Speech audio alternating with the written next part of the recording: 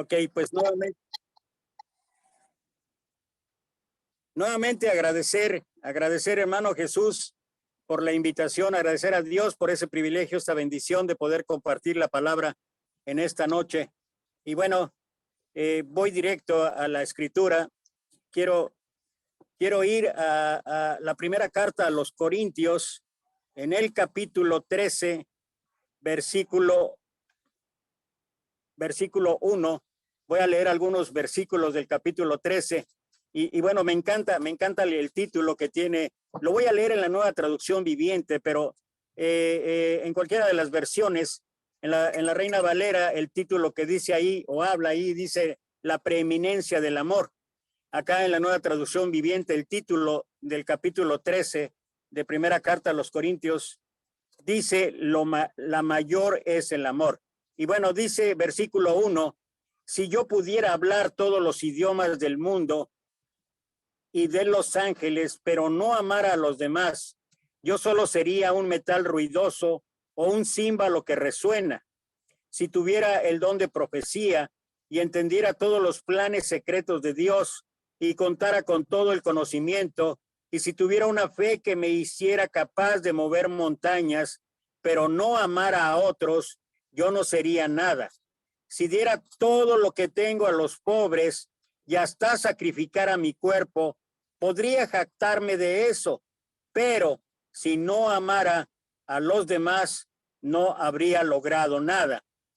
Y luego, versículos 4 al 6, Pablo hace una definición de las características del amor, pero voy a irme directamente al versículo 7 y me encanta porque dice de la siguiente manera: el amor nunca se da por vencido. Lo voy a volver a leer. El amor nunca se da por vencido, jamás pierde la fe, siempre tiene esperanzas y se mantiene firme en toda circunstancia. Y creo que este versículo nos enseña en esencia de lo que es el amor. Hubo una vez en la historia del mundo un día terrible en el que el odio, que es el rey de los malos sentimientos, los defectos y las malas virtudes, convocó a una reunión urgente con todos ellos. Todos los sentimientos negros del mundo y los deseos más perversos del corazón humano llegaron a esta reunión con la curiosidad de saber cuál era el propósito de la convocatoria. Cuando al fin estuvieron todos los presentes, habló el odio y dijo: los he reunido aquí a todos porque deseo con todas mis fuerzas matar a alguien. Los asistentes no se extrañaron mucho, pues era el odio el que estaba hablando, y él siempre quiere matar a alguien. Sin embargo, todos se preguntaban entre sí, ¿quién sería tan difícil de matar, tanto como para que el odio los necesitara a todos? Quiero que maten al amor, añadió. Muchos sonrieron malévolamente, pues más de uno le tenía ganas. El primer voluntario fue el mal carácter, quien dijo: yo iré y les aseguro que en un año el amor habrá muerto. Provocaré tal discordia y rabia que no lo soportará. Al cabo de un año se reunieron otra vez y al escuchar el reporte del mal carácter quedaron todos sumamente decepcionados. Lo siento, lo intenté todo, pero cada vez que yo sembraba una discordia, el amor la superaba y salía adelante. Fue entonces cuando muy diligente se ofreció la ambición, que haciendo alarde de su poder dijo: en vista de que el mal carácter fracasó, iré yo, desviaré la atención del amor hacia el deseo por la riqueza y por el poder. Eso nunca lo ignorará. Y comenzó la ambición, el ataque hacia su víctima, quien efectivamente cayó herida, pero después de luchar por salir adelante, renunció a todo deseo desbordado de poder y triunfó de nuevo. Furioso el odio por el fracaso de la ambición, envió a los celos, quienes burlones y perversos inventaban toda clase de artimañas y situaciones para despistar el amor y lastimarlo con dudas y sospechas infundadas. Pero el amor, confundido, lloró y pensó que no quería morir, y con valentía y fortaleza se impuso sobre ellos y los venció. Año tras año, el odio siguió en su lucha, enviando a sus más hirientes compañeros, envió a la frialdad, envió al egoísmo, envió a la indiferencia, a la pobreza, a la enfermedad y a muchos otros que fracasaron siempre, porque cuando el amor se sentía desfallecer, tomaba de nuevo fuerzas y todo lo superaba. El odio, convencido de que el amor era invencible, les dijo a los demás: ya no hay nada que hacer. El amor ha soportado todo. Llevamos muchos años insistiendo y no lo logramos. De pronto, en un rincón del salón, se levantó un sentimiento poco conocido y que vestía todo de negro, con un sombrero gigante que caía sobre su rostro y no permitía ver su aspecto. Era fúnebre, como el de la muerte. Yo mataré al amor, dijo con seguridad. Todos se preguntaron quién era ese que pretendía hacer lo que ninguno había podido. El odio dijo: bueno, si estás tan seguro, ve entonces y hazlo. Tan solo había pasado algunas semanas cuando el odio volvió a llamar a todos los malos sentimientos para comunicarles que después de mucho esperar, por fin, el amor había muerto. Todos estaban felices, pero sorprendidos. Entonces el sentimiento del sombrero negro habló: ahí les entrego al amor, totalmente muerto y destrozado, y sin decir más se marchó. Espera, dijo el odio, en tan poco tiempo lo eliminaste por completo, lo desesperaste y no hizo el menor esfuerzo para sobrevivir. Dinos entonces, ¿quién eres? El sentimiento levantó por primera vez su horrible rostro y contestó: soy la rutina. ¿Qué daños puede causar en nuestra vida la rutina? Bueno, primero tenemos que entender que la rutina es la costumbre o el hábito de hacer las cosas simplemente por mera práctica y de manera automática. En palabras simples, la rutina nos lleva, nos insta, nos motiva a dejar de lado las prioridades y enfrascarse en asuntos alrededor de lo verdaderamente importante, de lo verdaderamente trascendente. Puede ocurrir esto en la parte espiritual, en la parte del cristianismo. Bueno, deja que la misma Biblia nos conteste y que nos indique qué es el riesgo que puede pasar en nuestra vida en torno a la rutina. Acompáñame allá al libro de los Hechos, en el capítulo 20, libro de los Hechos, capítulo 20. Y vamos a ver al apóstol Pablo. El apóstol Pablo está viajando de Macedonia por Grecia. Su destino final es allá Jerusalén. Pero en el inter de su viaje, allá en el versículo, ahorita les comento en qué versículo, en el versículo 13 dice, y aquí sí lo voy a leer en la Reina Valera, dice el versículo 13 del libro de los Hechos, capítulo 20. Pablo está dirigiéndose a los ancianos de Éfeso, allá en Mileto.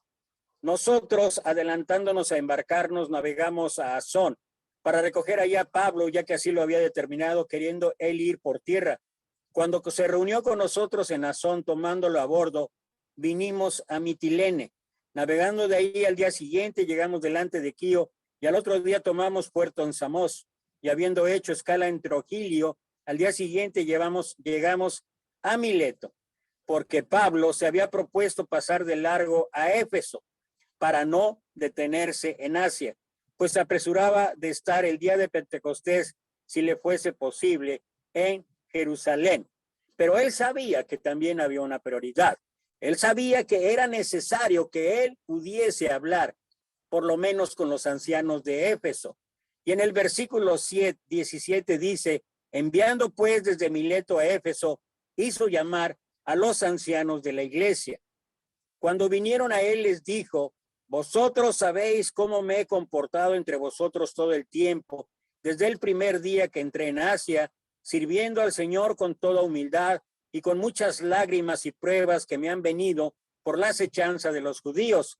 Y como nada que fuese útil, he rehuido de anunciaros y enseñaros públicamente y por las casas. Esto es importante porque una vez más encontramos cómo es que la predicación se llevaba a cabo allá en el primer siglo, públicamente y por las casas, testificando, versículo 21, a judíos y a gentiles acerca del arrepentimiento para con Dios y de la fe en nuestro Señor Jesucristo. Ahora, he aquí ligado yo en espíritu, voy a Jerusalén sin saber lo que allá me ha de acontecer, salvo que el Espíritu Santo por todas las ciudades me da testimonio diciendo que me esperan prisiones y tribulaciones, pero de ninguna cosa hago caso, ni estimo preciosa mi vida para mí mismo, con tal que acabe mi carrera con gozo y el ministerio que recibí del Señor Jesús para dar testimonio del evangelio de la gracia de Dios. Y ahora, he aquí, yo sé que ninguno de todos vosotros, entre quienes he pasado predicando el reino de Dios, verá más mi rostro. Por tanto, yo os protesto en el día de hoy que estoy limpio de la sangre de todos, porque no he rehuido anunciaros todo el consejo de Dios. Y aquí, en el versículo 28, específicamente Pablo tiene una misión, tiene una prioridad para la iglesia de Éfeso. Dice versículo 28, y lo que dice aquí Pablo a la iglesia de Éfeso es algo que también nos incumbe a nosotros hoy en día. Por tanto, mirad por vosotros y por todo el rebaño, y por todo el rebaño en que el Espíritu Santo os ha puesto por obispos para apacentar la iglesia del Señor, la cual él ganó por su propia sangre.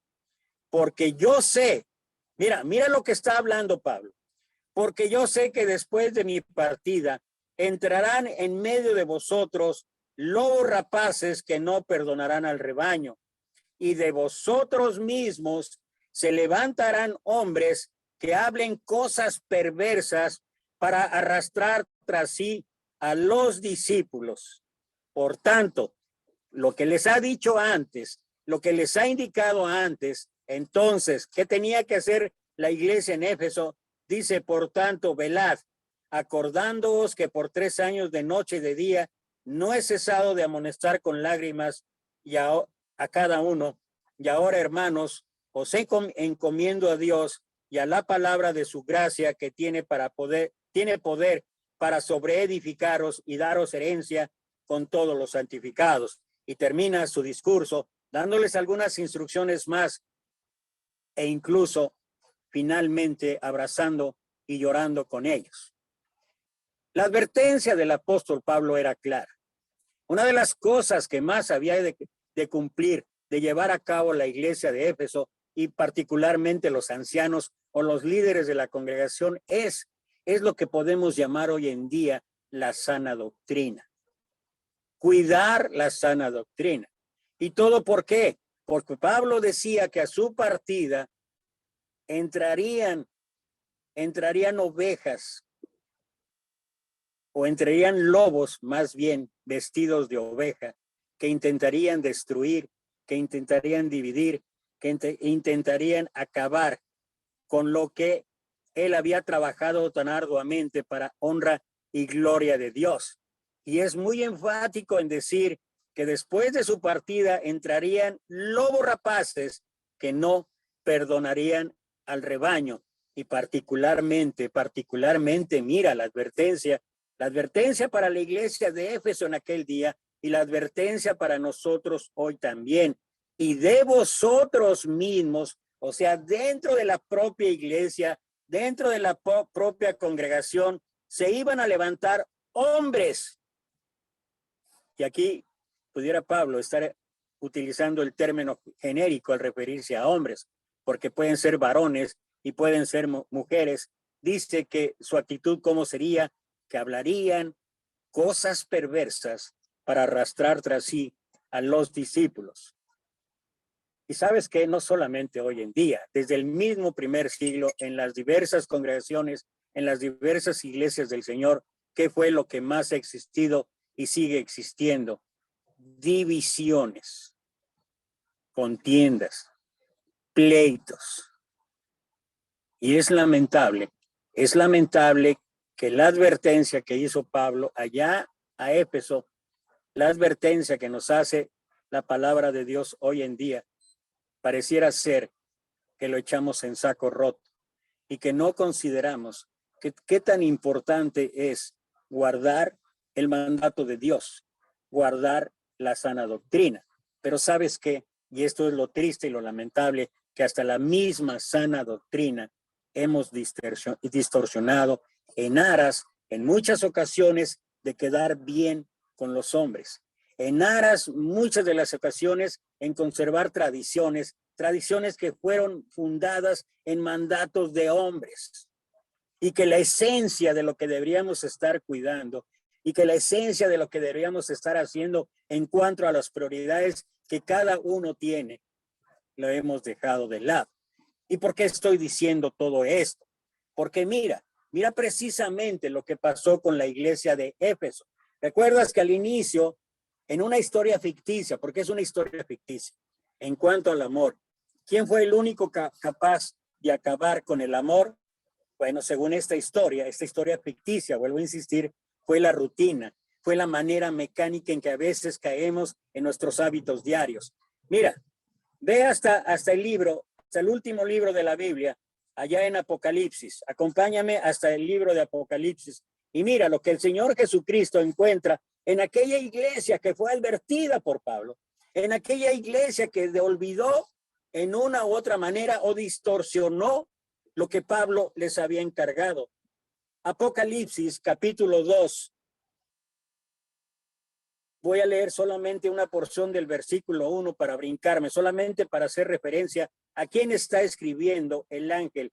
Dice, escribe el ángel de la iglesia en Éfeso, la iglesia de Éfeso. Y mira versículo 2.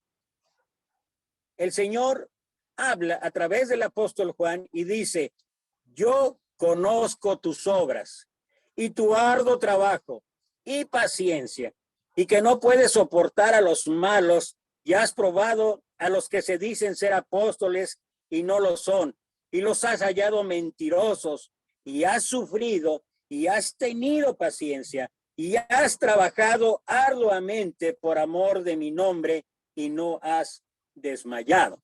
Y aquí me voy a detener. Pareciera ser que inicialmente el Señor está elogiando, está reconociendo el enorme trabajo que la iglesia de Éfeso había llevado a cabo. Había escuchado la advertencia de Pablo. Cuidado con los lobos rapaces, cuidado con los falsos maestros, cuidado con las malas enseñanzas. Dice ahí, y es muy notorio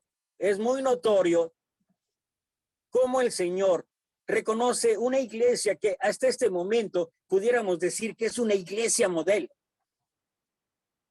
Es tal vez una congregación como las que existen hoy en día en la iglesia del Señor, que hablan, defienden, que son celosos, que contienden ardientemente por la fe, así como dice el libro de Judas. Congregaciones de hombres y mujeres celosas de la sana doctrina, celosas de estar preparados para presentar defensa ante todo aquel que demande razón de la esperanza que hay en vosotros, como dice la segunda carta de Pedro, capítulo 3, versículo 16. Y gloria a Dios por todos esos hombres y mujeres que de veras son celosos de la sana doctrina, son celosos de lo que realmente alaba y glorifica a Dios. Jesús está reconociendo, yo conozco tus obras, tu arduo trabajo y paciencia. Mira, y que no puedes soportar a los malos y has probado a los que se dicen ser apóstoles y no lo son y los has hallado mentirosos. La iglesia de Éfeso realmente se preocupaba por de veras discernir adecuadamente la enseñanza, y si había alguien que tratara de decir algo diferente, estaban preparados para rechazar todo eso. Y no solamente eso, sino que además era una iglesia no solamente trabajadora, no solamente capaz de discernir adecuadamente las cosas de Dios, sino dice, y ha sufrido. O sea, era una iglesia sufrida. ¡Wow! Me encantaría estar en una iglesia así.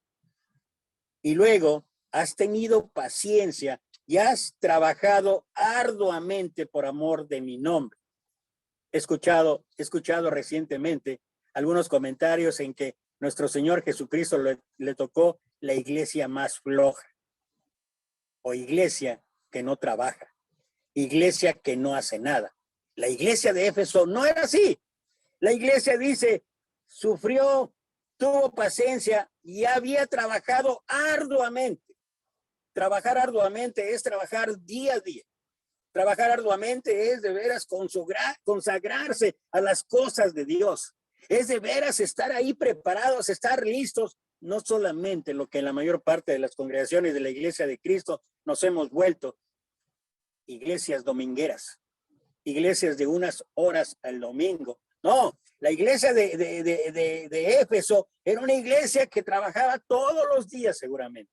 Era una iglesia que estaba al pendiente de que se siguiera realmente la enseñanza fiel que había sido transmitida de Jesucristo a los apóstoles y que estos habían continuado. Y lo mejor es, lo dice aquí, por amor de mi nombre. Y además, una iglesia perseverante que no se cansaba, porque dice aquí, y no has desmayado.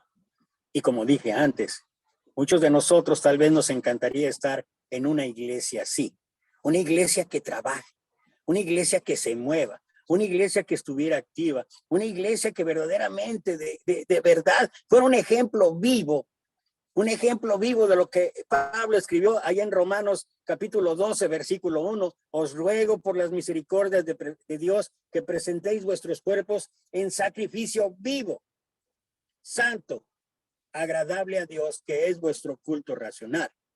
Pablo dice que un sacrificio vivo es un sacrificio que se mueve. La iglesia de Éfeso se movía. La iglesia de Éfeso era una iglesia santa, una iglesia apartada para Dios, porque dice que era por amor de mi nombre. Era una iglesia que trataba de agradar a Dios. Y era una iglesia que no desmayaba. Y como dije antes, leyendo hasta aquí, uno pensaría, es la iglesia modelo. Es la iglesia que más de uno nos encantaría estar ahí. Pero, y así es como empieza el versículo 4. Pero tengo contra ti que has dejado tu primer amor. Pero primero enumeró todas las características, todas las cualidades, todos los afectos, todo lo que pudiera identificar una iglesia increíble, nuestro Señor Jesús. Pero llega el versículo 4 y dice, pero tengo contra ti que has dejado tu primer amor. Y después hace una advertencia. Recuerda, por tanto, de dónde has caído y arrepiéntete y haz las primeras obras, pues si no, vendré pronto a ti y quitaré tu candelero de su lugar si no te hubieras arrepentido. Y vale la pena reflexionar. Vale la pena reflexionar primero. No hay iglesia perfecta, porque somos una iglesia de humanos. Una iglesia que podemos tener fallas. Una iglesia que podemos tener errores. Una iglesia que tenemos equivocaciones. Una iglesia que batallamos día a día. Y a veces olvidamos en primera instancia eso. A veces nos habituamos tanto a la rutina, nos habituamos tanto a las actividades, nos habituamos tanto a la sana doctrina, que sabes que olvidamos la esencia, dejamos de lado la prioridad. La Biblia dice, el que no ama no conoce a Dios, porque Dios es amor. Pedro dice, y ante todo tened entre vosotros ferviente amor, porque el amor cubrirá multitud de pecados. Pablo en Colosenses capítulo 3 versículo 12, refiriéndose a la vestimenta que debe existir en el cristiano, dice, vestíos pues como escogidos de Dios, santos, amados, de entrañable misericordia, y sigue enumerando. Pero después de enumerar todas y cada una de los atributos, las cualidades que debería cada cristiano tener en su vida, termina diciendo, y ante todo esto, vestíos de amor, que es el vínculo perfecto. Y empezamos leyendo la primera lectura en capítulo 13, la primera carta a los Corintios, versículo 1, entre otras cosas que Pablo dice, si yo tuviese toda la sabiduría, y si yo tuviese todo el conocimiento, y si yo entregase mi dinero a los pobres, y si yo esto, y esto, y esto, y esto, y si soy celoso de la sana doctrina, y si soy celoso de que realmente se haga la verdadera adoración, y que guardemos, que no se aplauda, que haya un orden, una reverencia en cada uno de los servicios de adoración, qué bueno. Pero dice Pablo, pero si no tengo amor, de nada sirve. ¿Qué es la esencia? ¿Qué es la esencia de nuestra vida? ¿Qué es a lo que se refería el Señor cuando dijo, pero tengo contra ti que has dejado tu primer amor? Y cada uno puede elaborar una opinión, cada uno puede elaborar una situación, una circunstancia para tratar de explicar el primer amor. Algunos utilizan incluso la analogía del matrimonio. ¿Cómo era tu matrimonio al inicio? Incluso antes del matrimonio, ¿cómo era tu noviazgo? ¿Qué eras capaz de hacer tú, varón, por la mujer, y tu mujer por tu novio, por el varón? Y hablan y dicen que ese primer amor que existía, lleno de detalles, lleno de situaciones hermosas y todo lo demás, y dicen, así debería ser. Y más cuando leemos ahí, recuerda por tanto de dónde has caído, arrepiéntete ya las primeras obras, y pudiera ser una buena analogía. Y como dije antes, cada quien pudiera expresar en su opinión qué es tratando de explicar el primer amor. ¿Qué fue lo que pasó? ¿Qué fue lo que pasó con la iglesia de Éfeso? Porque es que el Señor, después de decir que era una iglesia literalmente modelo, tengo contra ti que has dejado tu primer amor. Y bueno, quise leer la historia al principio, porque ¿sabes qué? A veces nos hemos habituado, o a veces entramos en un círculo donde damos vueltas y vueltas y vueltas haciendo lo mismo y lo mismo. Y esto se vuelve una rutina, y esto se vuelve algo mecánico, y esto primordialmente nos puede afectar en olvidar que la esencia de nuestra vida, que la base de nuestra vida en nuestra adoración es el amor a Dios. Es que nuestra prioridad cada día sea Dios. Es decir, que las cosas que hago, las cosas que llevo a cabo es para Dios, porque de Él emana todo.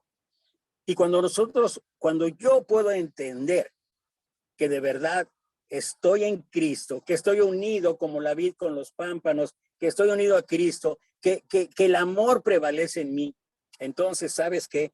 Todo lo demás, frutos de labios que honran su nombre, frutos en cuanto a lo que habla del fruto del Espíritu, Gálatas 5:22, Frutos en cuanto a lo que el Señor habla, ¿qué son los frutos que estamos dando? Y que particularmente en Juan capítulo 15, yo soy la vid y ustedes los pámpanos, separados de mí nada podréis hacer. Y luego nos insta a llevar frutos, o sea, llevar almas a Cristo. Cuando yo puedo entender que todo lo que hay en esta vida es por el amor y la gracia de Dios, entonces, ¿sabes qué?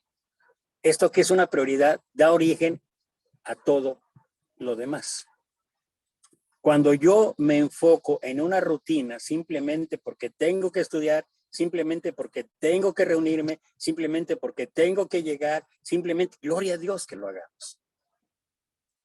Pero cuando olvidamos que estamos ahí por el amor de Dios, que gracias al amor de Dios, que gracias a Juan 3:16, porque de tal manera amó Dios al mundo que ha dado a su Hijo unigénito para que todo aquel que en él cree no se pierda, mas tenga vida eterna. ¿Sabes qué? Todo se vuelve una rutina. Todo se vuelve una cuestión totalmente mecánica.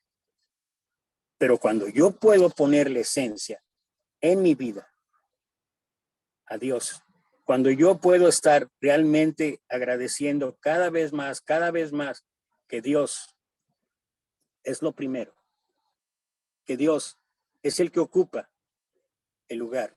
Y por eso mencioné el título de 1 Corintios 13, la preeminencia del amor. Lo mejor, el amor.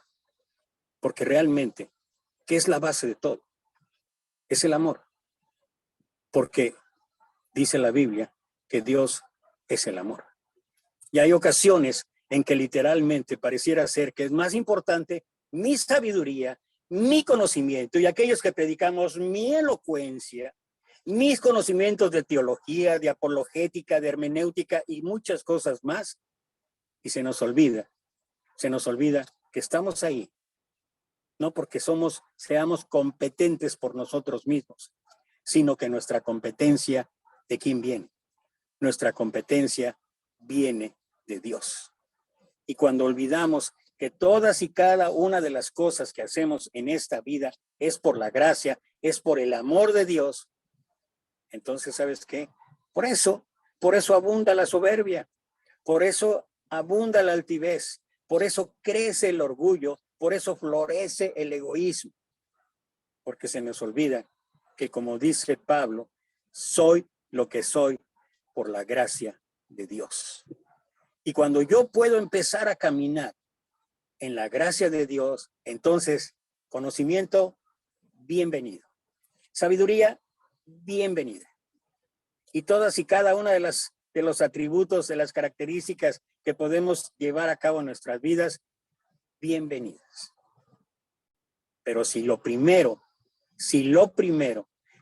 primer no es el amor, entonces, ¿sabes qué? Vengo a ser, dice Pablo, como címbalo que retuena y que retuena.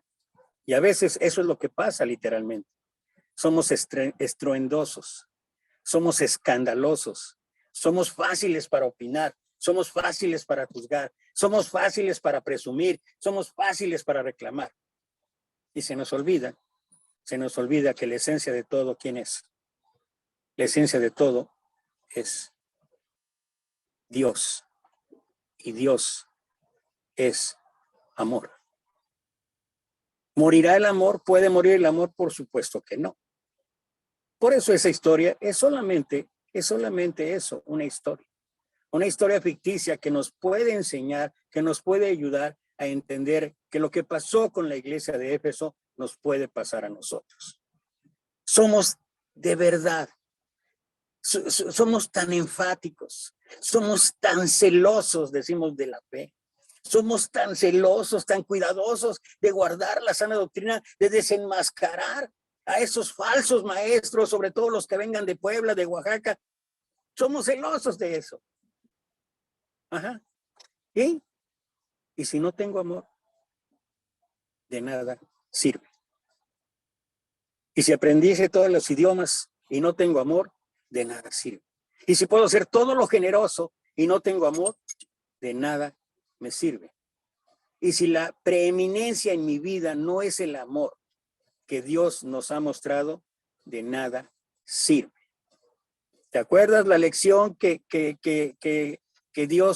Jesús tuvo que dar a Simón el fariseo? Capítulo 7 de Lucas, del 36 al 50. ¿Qué pensaba Simón el fariseo? Ni siquiera fue amable, no tuvo una pizca de amabilidad con Jesús. No le lavó los pies, no lo ungió, etcétera, etcétera. Y que le dijo a través de una parábola del Señor: al que se le perdona poco, poco ama. Y yo cada día, y tú cada día, nosotros cada día deberíamos estar agradeciendo que nuevas son cada día las misericordias de Dios. Por eso aquella mujer pecadora, Jesús le dijo: ve en paz, tu fe te ha salvado. ¿Y qué pasó con Simón? Se quedó con toda su soberbia. Era fariseo, se sabía la ley. ¿Cuántos de nosotros no sabemos la ley hoy en día? ¿Cuántos de nosotros somos capaces de recitar absolutamente todo el conocimiento? Y tenemos que recordar muchas de las ocasiones que Pablo dice ahí en 1 Corintios capítulo 8, el conocimiento envanece, pero el amor edifica. Y cuando nosotros tenemos en nuestra vida como prioridad el amor, cuando nosotros recordamos en qué resumió Jesús la ley y los profetas, amarás, el número 1. Y ahí no es como las matemáticas que conocemos en el hombre. El orden de los factores no altera el producto total, no. Acá sí. Porque el primer mandamiento que el Señor dijo que hiciéramos o que tuviéramos en nuestra vida es: amarás a Dios con todo tu corazón, con toda tu alma, con toda tu mente y con todas tus fuerzas. Y el segundo, o sea, el que viene después del primero, dijo: amarás a tu prójimo como a ti mismo. No podemos amar a mi prójimo como a mí mismo si mi esencia, si mi prioridad no es Dios.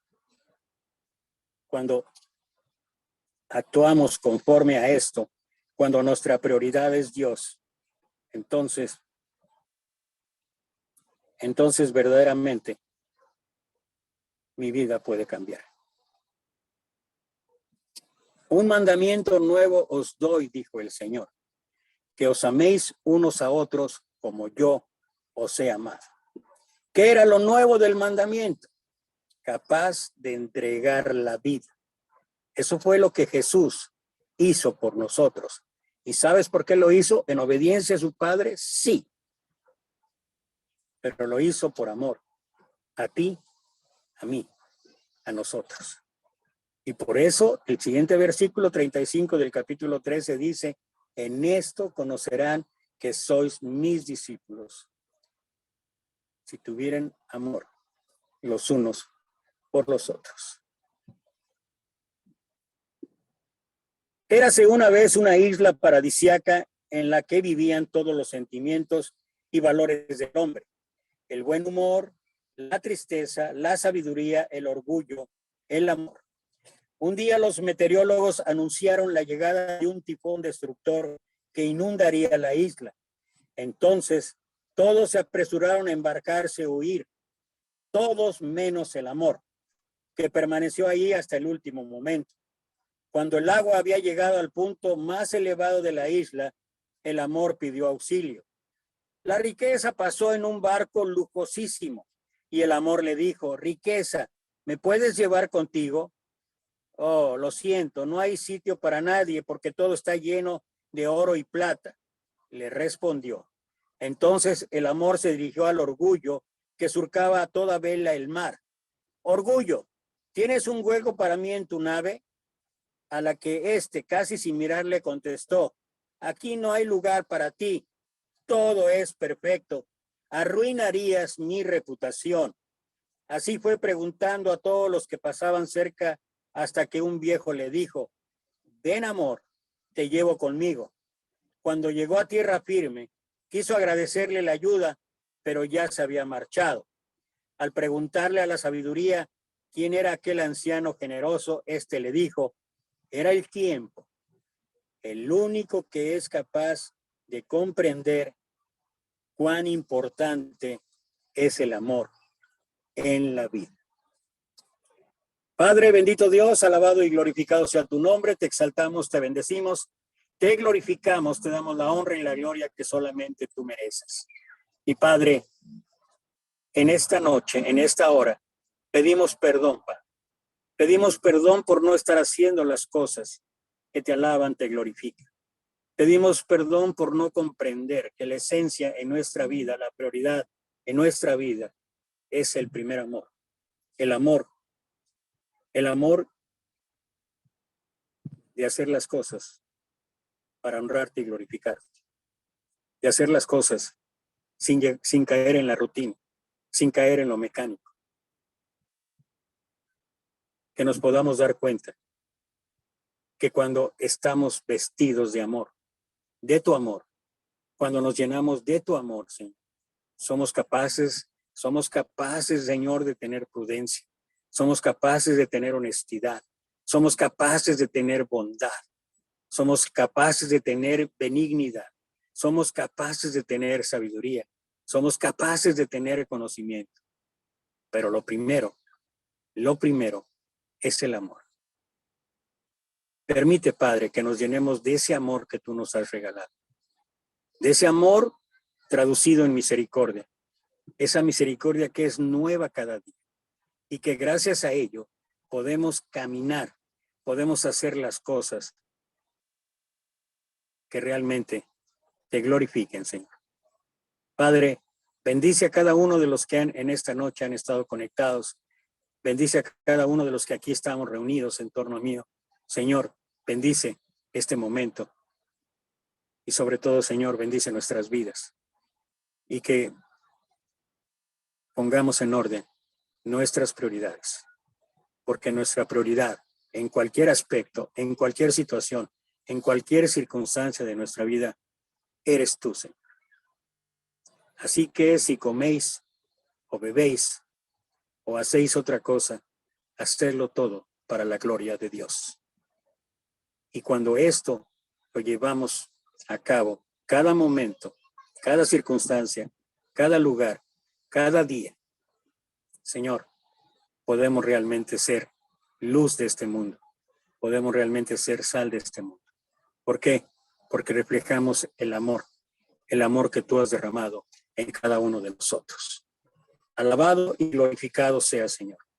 Gracias te damos en esta noche y todo esto lo ponemos a tus pies en el bendito santo nombre de tu Hijo amado, nuestro Señor Jesucristo. Amén. Amén, amén, amén, amén, amén. Muchas gracias. Muchas gracias.